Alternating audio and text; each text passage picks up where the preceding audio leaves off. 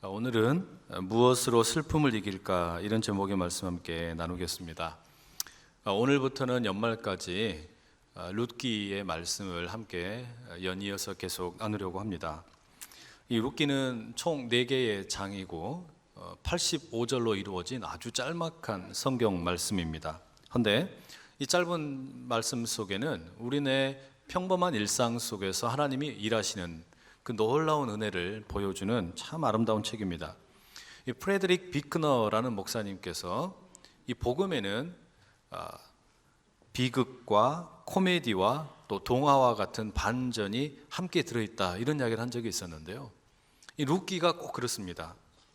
고통스러운 눈물도 있고 은혜도 있고 또 로맨스도 있고 회복도 있고 마지막에 가면은 깜짝 놀랄 만한 어떤 감탄사가 나오는 그런 내용이 담겨 있습니다.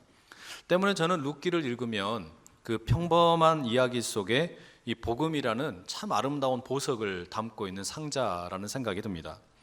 룻기는 그 히브리어로 된 성경에서는 아가서, 또 에레미야 예가, 전도서, 에스더서 이렇게 5권으로 함께 묶어져서 파이브 머길로트, 5개의 두루마기 이렇게 불립니다. 이 책들이 각각 이스라엘의 중요한 절기가 될 때 가족들이 둘러앉아서 읽게 되는데, 이 룻기는 특별히 맥추절을 보낸 후에 가족들이 추수를 감사하면서 읽었던 성경으로 알려져 있습니다.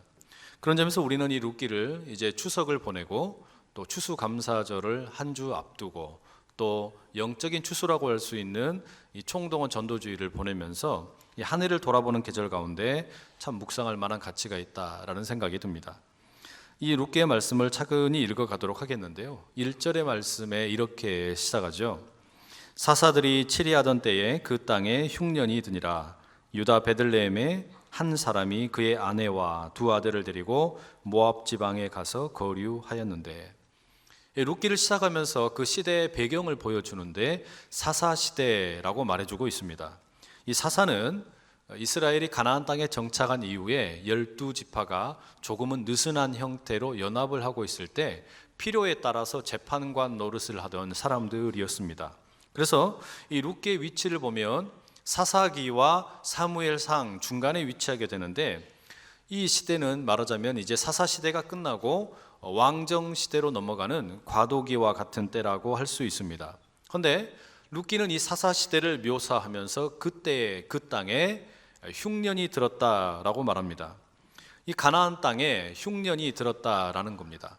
하나님께서 약속으로 주신 땅인데, 언약의 땅인데, 하나님의 축복이 가득하여야 하는 땅인데 그 땅에 흉년이 들었다, 경제적으로 궁핍하다라는 말입니다. 그런데 이 흉년이라는 말은 단순하게 경제적인 문제, 먹고 사는 문제만을 가리키는 것은 아닌 것 같습니다.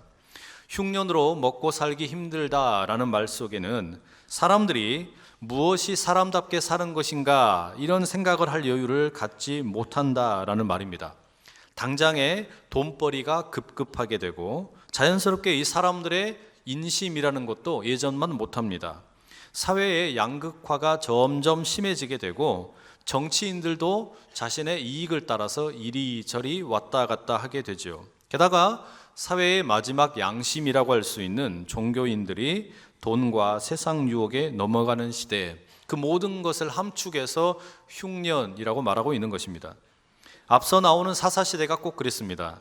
사사기 17장에는 에브라임 산지에 사는 미가라는 사람이 나오는데, 이 사람은 우연히 유다 베들레헴 출신의 레위인을 만나게 되고 그 사람을 자기 집안의 사설 제사장으로 삼습니다. 하나님을 공적으로 섬겨야 하는 레위인을 자기 집안을 위하여 고용한 것입니다. 말하자면 이 하나님의 사람이 돈에 끌려다니는 신세가 된 거죠. 사사기 19장에 보게 되면 에브라임에 살던 어떤 레위인의 이야기가 나오는데, 이 사람이 유다 베들레헴 출신의 한 여인을 첩으로 맞이하게 됩니다. 종교인이 윤리적으로 타락했다라는 말입니다. 그런데 더 기가 막힌 건 이 여인이 바람을 피다가 자기 아버지 집으로 도망가 버립니다. 일이 이상하게 꼬이죠. 레위인은 집을 떠난 그 첩을 찾으러 베들레헴으로 가고 데리고 이제 집으로 가게 됩니다. 문제는 그 가운데 우연히 마주친 베냐민 사람들이 이 레위인의 첩을 강간하고 죽입니다. 문제가 더 꼬이게 되었습니다. 이 베냐민 사람들의 폭력에 무참하게 당해버린 이 레위 사람은 화가 치밀어서 자신의 그 첩의 시체를 12덩이로 쪼개어 나누어서 이스라엘 사방으로 보냅니다. 이 일이 이제 이스라엘 전체에 알려지게 되었죠. 베냐민을 제외한 11지파 사람들이 다 분노하고 일어났습니다. 베냐민 사람들 다 죽이자 전쟁이 일어나게 되고 베냐민 사람 25,100명을 무참하게 죽이고 동네를 다 태워버립니다. 그리고 맹세하기를 우리는 절대로 우리 딸을 베냐민 남자들에게는 주지 않겠다라고 말합니다. 이제 베냐민 지파는 멸절될 위기에 처한 것입니다. 얼마 남지 않았습니다. 그런데 뒤늦게 11지파가 정신을 차리고 이성을 찾고 보니 얼마나 큰 일이 일어났나 생각하게 됩니다. 12족속이 하나님의 언약 백성인데 한 족속이 없어지게 생긴 겁니다. 그래서 어떻게 하면 다시 베냐민 지파를 회복할 수 있을까 고민을 하다가 그들에게 말하죠. 동네에서 여자들이 춤을 추고 있을 때 몰래 와서 인신매매로 잡아가라. 이런 말도 되지 않는 모습이 사사시대의 모습입니다.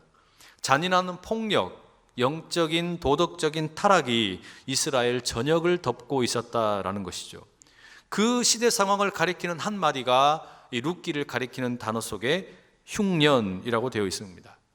그리고 사사기 마지막 구절인 21장 25절은 이 시대의 결론을 이렇게 내립니다. 그때에 이스라엘의 왕이 없으므로 사람이 각기 자기의 소견에 옳은 대로 행하였더라. 하나님을 왕으로 모시지를 않게 되자 사람들이 다 자기 멋대로 살았다라는 말입니다. 바로 그런 시대 상황 가운데 흉년이 되어버린 경제와 정치와 사회의 상황 가운데 룻기 이야기가 시작이 됩니다. 이런 혼란한 격변기 가운데 한 가정의 이야기가 소개되죠. 남편의 이름은 엘리멜렉, 아내는 나오미, 아들이 둘이 있는데 말론과 기럨입니다. 그런데 공교롭게도 이 사람들은 사사시대의 그 문제의 한복판에서 자주 언급되던 유다 베들레헴 출신이고 에브랏이라는 집안의 출신 사람들입니다. 그 동네에 흉년이 들었습니다. 이게 얼마나 아이러니한 상황인 줄 아세요? 이 동네가 베들레헴 떡집입니다. 이름이 떡집이에요. 그런데 떡집에 떡이 없습니다. 이 사람들은 에브랏이라는 집안의 출신인데 그 집안의 이름은 풍요로움이라는 뜻입니다. 그런데 풍요로운 집안의 가세가 다 기울었다라는 말입니다. 떡집에 떡이 떨어지고 풍요로운 집안의 가세가 기울게 되자 가족들이 함께 모여서 중대 결심을 합니다. 경제 문제가 해결이 되어야 하니 우리가 모압 땅으로 이주하자라고 하는 겁니다. 먹고 살기 위해서 외국에 나가는 거, 이민 가는 거 이런 말입니다. 나쁠 것 없다라고 생각하실 수 있겠죠. 그런데 이거 역시 참 아이러니한 상황입니다. 신명기 23장 3절에 이런 말씀이 있습니다. 암몬 사람과 모압 사람은 여호와의 총회에 들어가지 못하리니 그들에게 속한 자는 10대뿐 아니라 영원히 여호와의 총회에 들어오지 못하리라. 이 대대로 이스라엘 사람들과 모압 사람들의 사이가 좋지 않았습니다. 늘 싸웠어요. 그래서 모압 사람들은 절대로 하나님의 백성이 될 수 없다라는 선언입니다. 그런데 하나님의 백성이라는 유다 베들레헴 출신의 에브랏 족속에 속한 엘리멜렉과 나오미와 말론과 기럨이 먹고 살기 위해 신앙의 자존심을 버리고 외국 모압으로 떠난다라는 겁니다. 이렇게 이제 신앙의 자존심 버리고 외국 생활 갔으니 어땠을까요? 잘 먹고 잘 살아야죠. 하나님께서 허락하신 약속의 땅으로 떠났으니 그 땅에서 어떻게든지 잘 살아야 되지 않겠습니까? 믿음마저 포기하고 갔는데 잘 살아야죠. 신앙을 포기하고 갔으니 잘 되어야죠. 그런데 이들 가족을 기다리고 있는 것은 장밋빛 인생이 아니라 더 큰 시련일 뿐입니다. 모압으로 이주하고 얼마 지나지 않아서 남편 엘리멜렉이 죽습니다. 엘리멜렉의 뜻은 나의 하나님은 왕이시다라는 참 아름다운 이름입니다. 나의 하나님은 왕이시다라는 신앙의 고백이 담겨있는 이름을 갖고 있던 남편이 이국 땅 모압에서 죽어버렸습니다. 그리고 이제 과부로 남겨진 나오미는 며칠 동안 밥도 먹지 않고 울기만 합니다. 아니 과연 정말로 하나님이 내 인생의 왕이신가 생각할수록 화가 치밀고 자기 인생이 기구하다라는 생각이 듭니다. 꿈꾸던 행복한 결혼 생활은 완전히 망가지고 말았죠. 그러나 과부 나오미는 이 남겨진 두 아들과 함께 어떻게든지 살아야 합니다. 여자는 약해도 엄마는 강하다, 이런 말이 있죠. 온갖 허드렛 일을 마다하지 않고 감당하며 살다가 이제 말론과 기럨 두 아들을 결혼시키게 됩니다. 모압의 아가씨 룻과 오르바라는 두 여인을 이제 맞이하게 되죠. 고향에서 어른들에게 배우기로는 절대로 모압 사람은 하나님의 백성이 될 수 없다, 이렇게 배웠지만, 율법도 그렇게 가르쳤지만 지금 그런 말씀 하나도 중요하지 않습니다. 신앙보다 더 중요한 것은 현실입니다. 현실이 신앙보다 훨씬 더 우선되고 있다라는 말입니다. 자, 이제 며느리 맞이했으니 남편 잃은 슬픔 극복해내면서 행복하게 살까요? 그렇지가 않습니다. 태어날 때부터 연약했던 이 말론과 기럨 두 아들이 결혼하고 바로 투병 생활하더니 시름시름 앓다가 차례대로 다 죽어버립니다. 그렇게 모압 땅에서 10년을 보내는 동안에 나오미는 삶의 낙이라고는 찾아볼 수 없는 비참한 지경이 되고 말았습니다. 부모님께서 나오미를 낳을 때 너는 기쁨이다, 나오미, 기쁨이라는 이름을 지으셨는데 모압 땅에서 10년 보내는 동안에 남편 죽고 두 아들 죽고 남은 것은 슬픔과 고통과 비참함 뿐입니다. 쓰디쓴 슬픔이죠. 기가 막힌 인생입니다. 장례를 연달아 치르다 보니 더 이상 눈물 흘릴 것도 없습니다. 나라 상황이 하도 불안해서 이민을 온 것뿐인데, 떡집에 떡이 없어서 잠깐 이주한 것뿐인데, 풍요로운 집안 출신이었지만 가세가 기울어서 잠깐 믿음을 타협한 것뿐인데, 맨날 교회 나가다가 어쩌다가 조금 주일날 예배 안 드린 것뿐인데 인생에 찾아온 비극이 너무 큽니다. 무엇으로 이런 슬픔을 이길 수 있겠습니까? 어떻게 이런 고통을 감당할 수 있겠습니까? 다시 하나님을 만날 수나 있겠습니까? 여러분, 우리에게도 이런 안타까운 상황이 종종 있죠. 엘리멜렉, 내 하나님이 왕이십니다 라는 신앙의 고백 가지고 살다가, 그 엘리멜렉의 인생을 살다가 어쩌다 보니 먹고 살기 힘들어서 잠깐 한눈을 팔 때가 있습니다. 때로는 신앙생활을 쉬기도 합니다. 잠깐 내 안에 있는 엘리멜렉이 죽기도 한다라는 말입니다. 그렇다고 뭐 그렇게 우리가 크게 나쁜 짓을 한 적도 없는데, 다른 집은 다들 잘만 잘 사는 것 같은데, 예수 안 믿어도 잘 사는 것 같은데 왜 나만 이렇게 문제가 많을까? 왜 이렇게 우리 집은 도대체 문제가 끊이지 않는 것일까? 사고가 끊이지 않습니다. 부부관계가 삐그덕거리다가 자식들이 속을 썩이고 경제적으로 힘겨워지고 마음이 편할 날이 하루도 없습니다. 눈물이 마를 날이 없는 거예요. 여러분, 이럴 때 어떻게 하면 좋을까요? 6절 말씀에 보면 뜻밖에도 커다란 변화가 시작됩니다. 그 여인이 모압 지방에서 여호와께서 자기 백성을 돌보시사 그들에게 양식을 주셨다 함을 듣고 이에 두 며느리와 함께 일어나 모압 지방에서 돌아오려 하여. 모압 땅에 나오미가 이제 남겨진 과부 3명만 남은 거 아닙니까? 룻과 오르바, 여인들 3명만 남아있는데 고향의 소식을 우연치 않게 듣게 됩니다. 하나님께서 고향을 돌보신대, 베들레헴에 떡이 들어오고 있대, 떡집에 사라졌던 떡이 다시 돌아온다라는 소식을 듣습니다. 여러분, 이게 뭐죠? 복음입니다. 복음을 들은 거예요. 하나님께서 선하게 역사하고 계신다는 소식을 들은 겁니다. 여러분, 이 들음이 우리를 살리는 줄로 믿습니다. 나오미는 이 복음의 소식을 듣자마자 당장 며느리 둘을 데리고 박차고 일어나 고향으로 돌아갈 마음을 먹습니다. 돌아간다라는 말을 히브리 말로는 슈브라고 합니다. 그런데 다시 돌아가고 싶은 마음이 얼마나 강했는지 룻기 전체에 이 돌아간다라는 말이 15번 나옵니다. 그 중에 12번이 1장에 나옵니다. 무슨 말일까요? 사는 길이 다른 게 아닙니다. 살 수 있는 길은 다른 게 아니에요. 내가 복음을 듣고, 하나님의 복음을 듣고, 생명을 살리는 복음을 듣고, 잃어버렸던 떡이 돌아오는 떡집의 이야기를 듣고, 내 슬픔의 자리에서 일어나서, 실패의 자리에서 일어나서, 절망의 자리에서 일어나서 우리 하나님께로 돌아갈 때 우리가 살게 될 줄로 믿습니다. 경제적인 문제로 하나님 떠나셨습니까? 교회 안에서 갈등이 있는 거 싫어서 떠났습니까?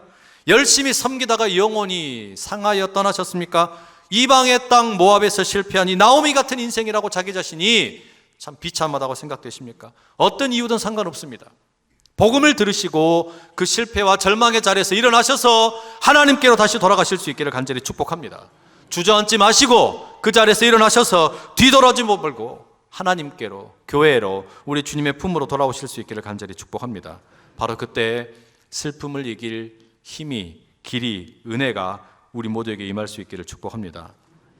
그런데 여러분, 말은 이렇게 하지만 이게 참 쉽지가 않습니다. 뭐가 쉽지 않은 거냐면 복음을 듣는다라는 게 쉽지 않습니다. 복음을 귀 기울여 듣는다라는 게 쉽지가 않습니다. 복음을 듣지만 돌이키는 행동이 어렵습니다. 어떻게 여러분, 룻은, 나오미는 그 복음을 듣고서 반응을 하게 되었을까 궁금하지 않으십니까? 왜 나오미는 그 베들레헴에 떡이 돌아오고 있다라는 소식을 듣고 돌이켜서 가기로 했을까? 뭔가 이유가 있을 거란 말이죠. 우리 주변에서도 얼마나 많은 복음이 들려집니까? TV를 틀었다 하면 설교 나오지요. 라디오에도, 인터넷에도, 뭐 교회마다 주일이면 복음이 선포가 됩니다. 그런데 왜 사람들이 돌아오지 못할까요? 왜 하나님께 돌아오지 못할까요? 나오미가 하나님께로 돌아가기로 결심하게 된 데에는 중요한 근거, 이유가 있습니다. 우리는 그 이유를 두 며느리와의 관계에서 찾아볼 수 있죠. 10년 만에 고향 베들레헴에 돌아가기 위해서 이제 길을 걷습니다. 그런데 나오미가 가만히 보니까 이 두 며느리가 참 신경이 쓰입니다. 나오미 자신은 본래 이스라엘 사람이니까, 유다 사람이니까, 베들레헴 사람이니까 돌아가는 거 괜찮습니다. 하지만 룻과 오르바, 이 두 여인은 모압 사람입니다. 이들은 신명기의 말씀만아 후대 10대 손이 지나도, 아니 영원토록 하나님의 백성이 될 수 없는 운명입니다. 그런 안타까운 생각 때문에 나오미가 며느리들에게 8절과 9절에 이렇게 말합니다. 나오미가 두 며느리에게 이르되 너희는 각기 너희 어머니의 집으로 돌아가라. 너희가 죽은 자들과 나를 선대한 것 같이 여호와께서 너희를 선대하시기를 원하며 여호와께서 너희에게 허락하사 각기 남편의 집에서 위로를 받게 하시기를 원하노라고 그들에게 입맞춤에 그들이 소리를 높여 울며. 이 며느리들에게 나오미가 하는 이야기예요. 나는 이스라엘 사람이니까 괜찮다. 하지만 너희는 모압 사람인데 거기 가봐야 사람 대접 받고 살기 어렵다. 내가 10년 동안 이 땅에서 이민자로 살아봤더니 힘들더라. 너희들 그냥 모압 땅에서 재혼해가지고 편안하게 살아라. 그러면서 이 두 며느리에게 복을 빕니다. 뭐라고 얘기하냐? 너희가 너희들의 죽은 남편과 나를 선하게 대해준 것처럼 하나님께서 너희에게 선하게 대해주시기를 간절히 축복한다. 나는 갚을 길이 없다. 그러나 너희들의 그 선한 마음, 그 선한 행동 하나님께서 갚아주시길 간절히 구한다. 이렇게 말하는 거예요. 그런데 여러분, 여기에 우리가 왜 나오미가 복음에 귀를 기울이게 됐는지 그 비밀을 알 수가 있어요. 우리말 성경에 선대하다라는 말이 나오는데 이 말은 구약 성경에서 참 중요한 말입니다. 헤세드라는 말이에요. 이 헤세드라는 말은 우리말로 번역하기 어려워요. 친절하다, 또 뭐 선하다, 자비롭다, 이런 단어로 다 표현하기가 쉽지 않습니다. 이 헤세드라는 단어를 하나님에게 적용할 때는 아무런 자격이 없는 사람에게 부어주시는 하나님의 크고 놀라운 은혜, 사랑, 이런 걸 가리키는 겁니다. 또 이 헤세드라는 것은 사람들에게 사용되기도 합니다. 그럴 때는요, 누군가가 친절을 베풀고 사랑을 베풀고 충성을 다하는데 이게 보통 일반적으로 생각하는 어떤 기준, 일반적인 수준을 뛰어넘어서 훨씬 더 크게 친절과 사랑과 충성을 다할 때 그것을 헤세드라고 부릅니다. 그러니 지금 이 시어머니 나오미가 하는 말의 의미가 무엇입니까? 룻과 오르바라는 이 모압 출신의 며느리들이 헤세드로 자신을 대했다는 거예요. 그리고 죽은 아들들을 그렇게 대했다라는 겁니다. 마땅히 기대하는 수준을 뛰어넘어서 그 남편들에게, 그리고 며느리들이 시어머니인 자신에게 어마어마한 사랑과 친절과 충성을 다했다라는 것입니다. 이 룻과 오르바는 신약 성경으로 비유하자면 일종의 선한 사마리아인과 같은 인물들입니다. 이 강도를 만난 이웃을 만났는데 마땅히 할 수 있는 수준의 사랑이 아니라 넘치는 사랑을 베풀어서 그 사람을 살리는 거예요. 바로 그런 며느리들이 있었기 때문에 나오미가 어떻습니까? 남편 죽어버렸지, 두 아들들 다 죽어버렸지. 그런 상황임에도 불구하고 모압 땅에서 살 수 있었던 것 아니겠습니까? 다시 말하면 어떻게 나오미가 저 베들레헴에 하나님께서 선한 일을 행하고 계신다 복음을 들었을 때 슬픔의 자리를 박차고 일어나서 돌아갈 생각을 했을까? 사실 쳐다보기도 싫은 거 아니겠습니까? 하나님 생각만 하면 싫습니다. 엘리멜렉 내 하나님은 왕이시다라고 고백했던 남편 죽어버렸는데 두 아들까지 다 죽어버렸는데 이 신앙을 갖고 싶겠어요? 교회로 돌아가고 싶겠습니까? 고향으로 돌아가고 싶겠습니까? 그런데 이 두 며느리가 자신을 향하여 보여준 이 헤세드 때문에, 이 선한 행동 때문에 나오미가 하나님의 말씀에 다시 귀를 기울이기 시작했다라는 것이죠. 나오미는 부자가 되는 복이나 남편의 복이나 아들들의 복은 하나도 받지 못했습니다. 그러나 너무나 귀한 며느리의 복을 받은 것이에요. 전혀 기대하지 않았는데 며느리의 복이 나오미에게 임했습니다. 이 며느리가 베푸는 이 헤세드로 인해서 복음이 다시 들리기 시작하는 겁니다. 여러분, 우리도 마찬가지입니다. 인생이 답답할 때, 감사할 제목이 하나도 없는 것 같을 때, 내 인생이 망했다고 생각될 때, 아무런 희망이 없어서 절망적일 때 복음조차 들리지 않는다. 그런데 어떻게 복음이 다시 들려올 수 있느냐? 내 주변에 나에게도 룻과 오르바가 있음을 깨달으면 비로소 복음이 들리는 겁니다. 나를 살아가도록 도와주는 전혀 생각도 못했던 천사들이 있다라는 말이에요. 오늘 한번 시간을 내셔서 가만히 한번 생각을 해보십시오. 분명히 모든 사람에게는 하나님께서 허락하신 룻과 오르바가 있습니다. 나랑 같은 학교 출신도 아니고, 같은 동양 사람도 아니고, 직장 동료도 아니고, 교회를 같이 다니는 사람도 아니고, 내게 친절을 베풀 만한 아무런 이유가 없음에도 불구하고 낯설지만 뜻밖의 어마어마한 친절을 베푸는 그런 사람들이 있다는 말이에요. 그들이 하나님의 선물입니다. 왜 이런 선물을 주십니까? 나로 하여금 다시 하나님의 말씀에 귀 기울일 수 있도록, 복음을 들을 수 있도록, 그래서 슬픔과 절망의 자리에서 일어나서 하나님께로 돌아갈 수 있도록 부르는 사람들이 있더라는 말이에요. 그 은혜가 우리 가운데 있기를 간절히 축복합니다. 오늘 본문의 마지막 14절 이렇게 끝맺습니다. 그들이 소리를 높여 다시 울더니 오르바는 그의 시어머니에게 입맞추되 룻은 그를 붙쫓았더라. 시어머니와 이 며느리 서로 간에 부둥켜 안고 실컷 웁니다. 이들에게는 고부 갈등이라는 단어가 없어요. 여기 모든 여성분들은 결혼을 하셨으면 며느리이든지 또는 시어머니이든지, 며느리이면서 시어머니이든지 아마 그렇게 살아가고 계실 겁니다. 말씀 앞에서 시어머니와 며느리가 함께 부둥켜 안고 울 수 있기를 간절히 축복합니다.